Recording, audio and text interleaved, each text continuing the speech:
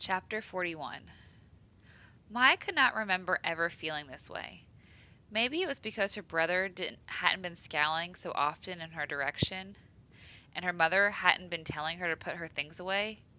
Maya sat on her bed and appreciated that she had an actual room with walls and a door that belonged to her and to Willow, at least for right now. Maybe it was the acorn. Willow had put it on her night table. The kid was slowly beginning to collect things. She had gathered the small, bead-like pods that fell from the trees on Penfold Street. She found a white feather at the bus stop and a speckled rock in the gutter out front. Maya felt like it was some kind of beginning. She knew that any minute they would be told to pack up their things and leave, but up until the very second that happened, Maya was going to enjoy this new life. So she took long, hot showers, even though that was wasting water and bad for the planet. She arranged and rearranged her clothing at every possible opportunity, admiring the hangers and the shelving in the shallow closet. She stretched her arms out wide when she slept so that they dangled over the edge of the bunk bed, because now she wouldn't be hitting a face or slapping the back of a neck. Mai cut pictures out of magazines and put photos of people she didn't even know but just liked up on the walls. She found a box of red paper lanterns in the attic storage at the nail salon. She bought a string of Christmas tree lights and threaded them through the round fixtures, which she then hung in the bedroom. It made the low ceiling come alive. And what she knew for certain was that the weight of the world no longer felt like it rested entirely on her shoulders. Hiro drove his taxi across town to the college bookstore.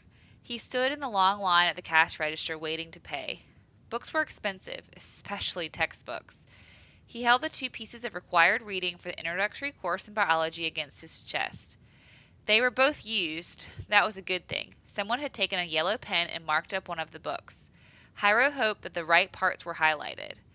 Just the idea that there were important sections of the books and other sections that didn't deserve the swipe of the yellow pen made his stomach hurt.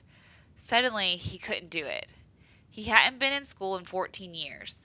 Now, surrounded by so many young people that he felt old. Ancient, really. He was 35 years old, but hadn't he recently found great hair? 3 strands. They grew on the very top of his head, in the center, shooting up from the thicket of black like the rebels that they clearly were. Those 3 hairs were outlaws in the confidence that one day they would conquer their world, which was his head. Hiro was almost at the cash register when he spun around.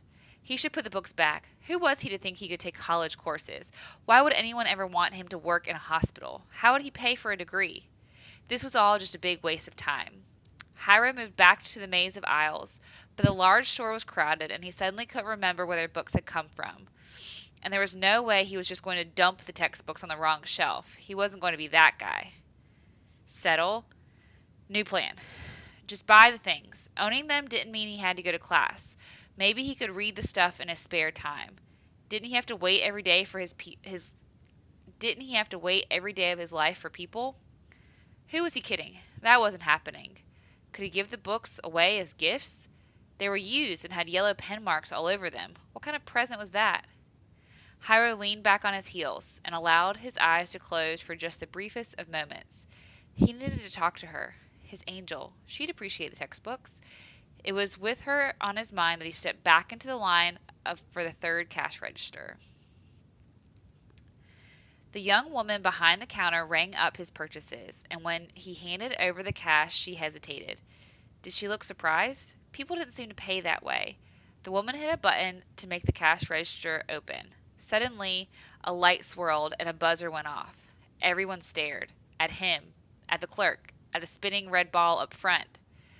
What had he done? Hiro felt his face grow hot, and then he saw someone who looked official pointing in his direction. The cash register was giggling as she said, "You're the 1 millionth customer."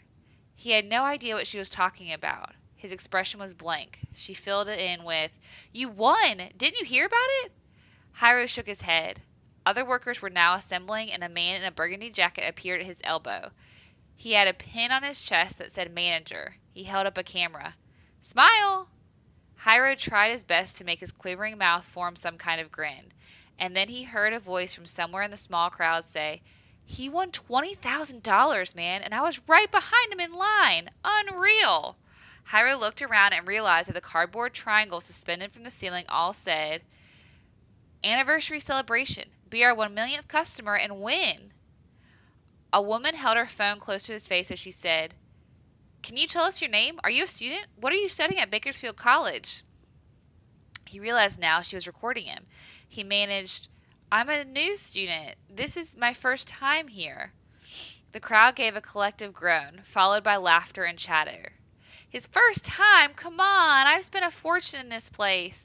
As the woman continued to question him, Hiro became conscious of the fact that he was smiling as he spoke, and he couldn't stop.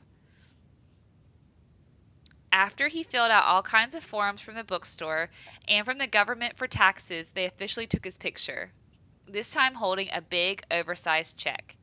And then he was given the real thing. Everyone was so nice to him. He was slapped on the back and he shook hands with dozens of students. He hugged people he had never seen in his life. Finally, as he walked back to his taxi, moving across the wide parking lot in the midday sun, he checked his watch. He had been inside the place for almost 3 hours, but in his back pocket, folded in half in his worn, shiny leather wallet, was a slip of paper worth a year's salary driving his taxi. And that money would pay for all the college classes he ever wanted to take.